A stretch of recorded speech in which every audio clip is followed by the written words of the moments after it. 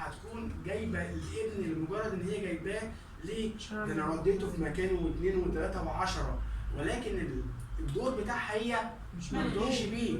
في اسره ثانيه هتبقى اللي هو لا ابني زي الفل ما فيهوش اي حاجه، فبالتالي هتعوق عمليه العلاج، فانت هتواجه اسر كتيره جدا جدا جدا. النقطه الثانيه ان عندنا الدماغ شغاله، فالحمد لله كل اعضاء الجسم هتبدا انها تشتغل من خلال مين؟ المخ. ان انا عندي هنا ان الطفل كان عنده مرض نادر جدا جدا جدا اللي هو فودنج هوفمان ده، وده بيؤدي لشلل في كل اجزاء الجسم ما عدا مين؟ الدماغ. خلاص؟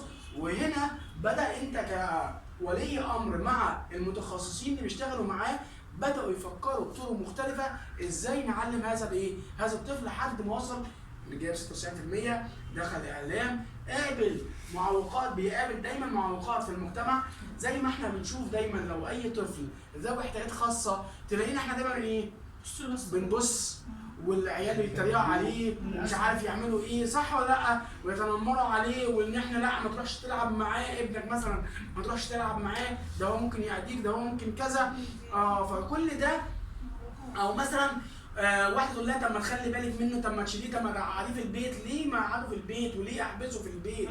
ما هو كان كحق ليه حقوق ان هو يبدا ان هو يشتغل من خلالها، ويبدا ان هو كمان يبدا يشبع احتياجاته، وان هو برضه هيواجه المشكلات، وازاي اعلمه ان هو يواجه المشكلات بتاعته. خلاص كده؟ فكل الحاجات دي موجوده عند حضرتك. وكمان ان بقول لك يا اخصائي دايما لابد ان يكون عندك الامل زي ولي الامر كده، ان هو عنده الامل انك انت هتقابل وانت بتشتغل في مجال ذوي الاحتياجات الخاصه هتلاقي حالات صعبه جدا. فالمفروض منك انك انت لا تفقد الامل. زي بالظبط الدكتور لما بيجيب له واحد حاله يقول له ده ما بين زي ما احنا بنقول ما بين الحياه والموت، طبعا كل حاجه بيد الله، ولكن بيجعلنا اسباب، احنا ربنا بيجعلنا في الارض اسباب. خلاص؟ فانت الدكتور ده يقول لك سبحان الله تم شفائه على يد الدكتور، شفاء طبعا بيد الله احنا مقتنعين، ولكن هو سبب. انت كمان ما تفقدش الامل لحد اخر لحظه مع الطفل، انك انت تحاول بقدر الامكان توجد بدائل، انك انت المفروض الناس بتوع المهارات وتحليل السلوك كل طفل ليه مدخل، كل طفل ليه مدخل، فلازم انت كولي امر في كل الشغل لازم انت كاخصائي تبدا تعرف المدخل بتاع الطفل ده.